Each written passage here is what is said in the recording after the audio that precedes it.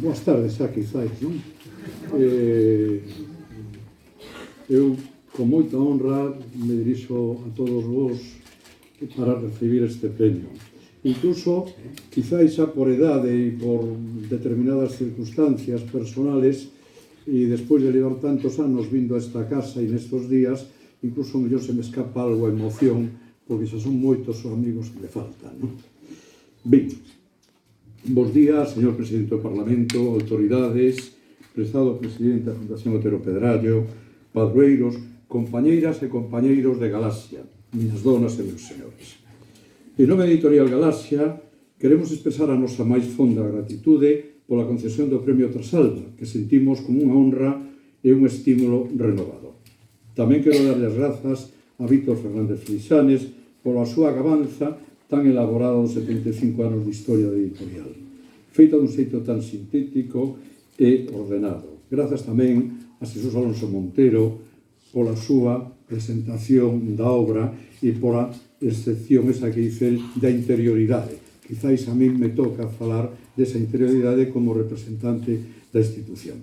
Recibir este galardón que leva o nome e o espírito de Don Ramón, que foi o noso primeiro presidente, ten para nós un valor moi especial, porque Galaxia naceu precisamente co propósito de dar continuidade a través da palabra escrita do legado dos homes e mulleres que, como a él, soñaron unha Galicia culta, viva e dona de seu. No nacemento da editorial hai dous documentos que quero resaltar sobre o momento e o significado histórico de Galaxia. O primeiro reflexa os tempos tan difíciles da súa fundación. Refírome á carta que dirixiu Gómez Román a Castelao en xaneiro de 1947, dándolle conta de que un grupo de militantes do Partido Galeguista viñan reorganizándose na clandestinidade unha vez que acalmou a brutalidade da persecución. E así decía: cando amainou a violencia da persecución e poidémonos mover con traballos grandes e perigosos, puxémonos en percura un dos outros para nos xuntar os que quedasen con azos para seguir loitando. E conclúe, e fixémolo. O segundo é a justificación da propia creación de Galaxia como sociedade mercantil na defensa da cultura, o que se ten denominado a batalla político-cultural que precisaba dun instrumento axeitado e con ese fin creouse Editorial Galaxia no ano 1950. Así o expresou Xaime Isla, un dos ideadores e creadores de Galaxia, na entrevista que mantivo con Damián Villalaín en 1992, publicada no número 207 de Galaxia. E di, e no caso de Galaxia, deime conta de que podíamos facer unha sociedade anónima, a única forma organizativa que naquel momento podía permitirnos certa liberdade de movimentos, para de seguido salientar cal foi a finalidade de Galaxia. Igualmente, a nosa actividade en Galaxia, a nosa actividade cultural, foi unha actividade claramente política. Enténdaseme ben estas dúas citas para comprender o momento fundacional, así como a acertada constitución dunha mercantil para desenvolver todo un proxecto de resistencia ante a ditadura e a reconstrucción do país, para preparalo para a chegada da democracia. Pero non se trata aquí agora de facer un relatorio sobre a historia de Galaxia. Atoparánno vostedes no libro Homenaxe que se ten presentado neste acto, narrada por persoas máis autorizadas que quen lles fala. Agora ben, si quero nesta breve intervención compartir con todos vostedes unha pregunta que me levo facendo dende hai moito tempo. Como Galaxia foi quen de sobrevivir 75 anos, non só polas dificultades durante a dictadura, senón tamén polas estreiteces económicas e a peculiaridades do mercado do libro en galego, pois esa supervivencia parece un milagre. Un milagre baseado no posibilismo dos tempos e na seriedade de todos os que participaron ou participamos nesta aventura político-cultural. Que foi o que mantivo a cohesión dos fundadores e da propia organización durante tanto tempo? Cales foron os seus principios rectores da entidade? Penso que algúns dos principios rectores atópanse xa no primeiro documento fundacional, que non é outro que o prospecto de fundación, 1949, no que salientan de inicio dúas preocupacións. A primeira, procurar unha auténtica universalidade para a cultura galega, e así afírmase nese documento, Velaí, quizáis a plena justificación do símbolo escollido como denominación para a empresa, a constelación da galaxia, nome e camiño da nosa terra a través de todos os ceos. A segunda preocupación era, a pesar de que Galaxia naceu como asociación anónima, declarábase que o seu réxime e estrutura funcionará baixo normas de disciplina morales xurídicas que aseguren a garantía básica na efectividade dos dereitos recoñecidos aos socios dentro deste tipo de sociedades. Tamén neste mesmo prospecto, cando se fala dos órganos de goberno, ademais dos previstos legalmente na Lei de Sociedades, as juntas de accionistas, o Consello de Administración ou a Secretaría do Consello, encoméndase ao Consello de Administración que nomee un Consello Técnico Asesor formado por persoas destacadas nas ciencias, letras e artes para orientar unha maneira permanente as actividades das editoriais e das sociedades. Este Consello estuvo presidido por Álvaro Gil, sendo o seu secretario Ramón Cabanillas. A súa vez, limita o número de accións que se poden suscribir a 10 a fin de asegurar en todo momento a efectividade democrática do réxime social. Por visión que chega hasta o ano 1972, que por necesidades do tráfico da empresa, debido a unha ampliación de capital, pasa a ser mayoritaria no capital da Fundación, a Fundación Penzol e a Isla Couto, salvando deste xeito a libre circulación do capital social.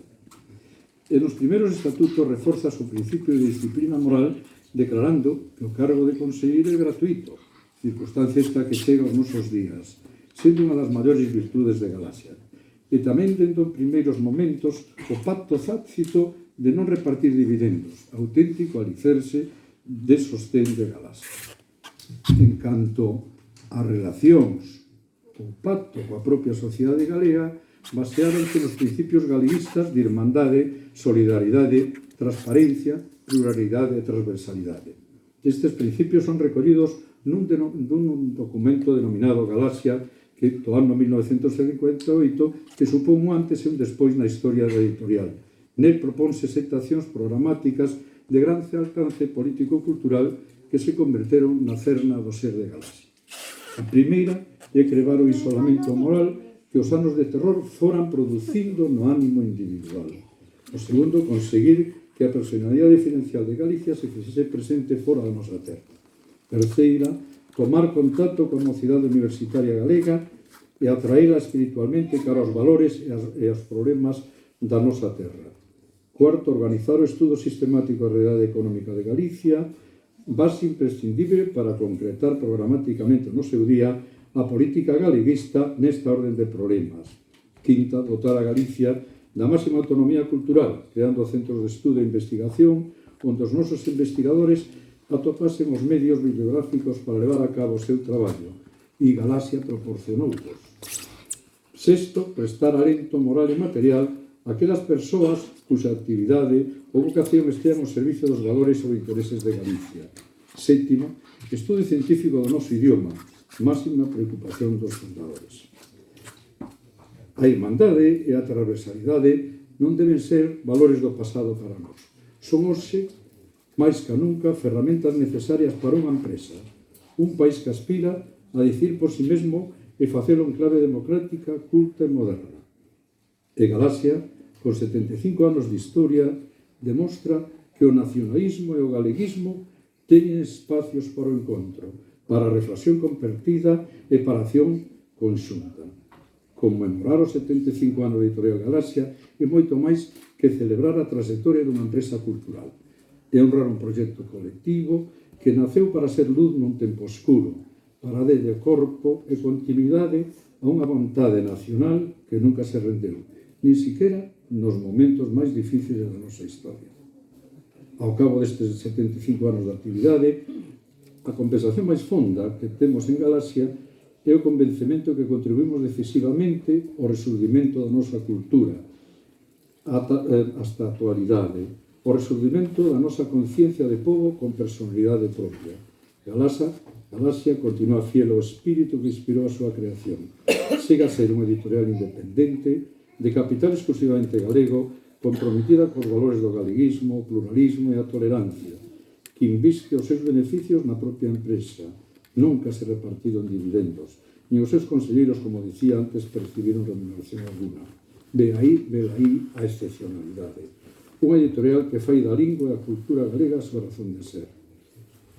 Recibimos este premio non só como un reconhecimento ao pasado da editorial, senón tamén como un convite a seguir traballando na ilusión e responsabilidade no presente e no futuro, a seguir sendo ponte entre xeracións, entre autores e lectoras, entre o país que fomos e o que queremos seguir construindo.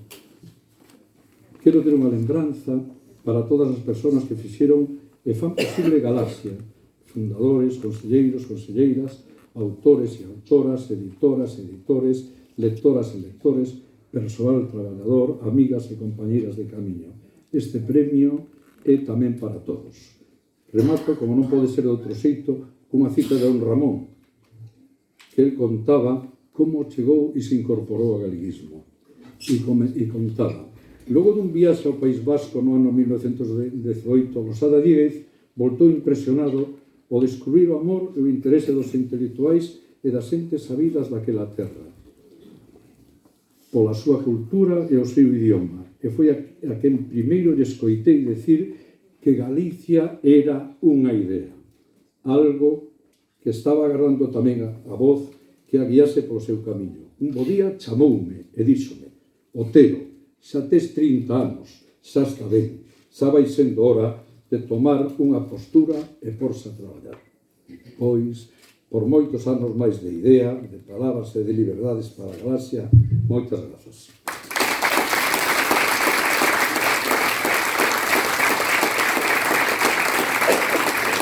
Grazas, don Antón Vidal, presidente de Galaxia, Premio Trasalba 2025.